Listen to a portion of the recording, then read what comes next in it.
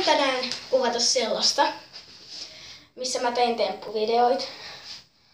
Alussa tulee vaan 2 temppua, jotka on aika sellaisia, mitä monet pystyy tekemään. Ihan helppoja.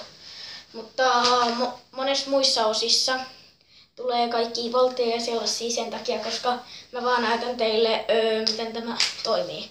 Mulla on vähän huono tehdä, koska mulla on nyt farkut, mutta toivottavasti mä pystyn tekemään.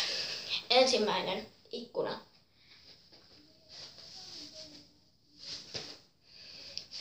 Ja se tapahtuu silleen, ota tästä kiinni, pidä suorassa ja vie sitä niin ylös kun pääset. Kokeile. Tää on varmaan teille kaikille helppoa. Ja jos sä osaat tän, koita toisella jalalla. Ja sitten seuraava, minkä mä halusin näyttää.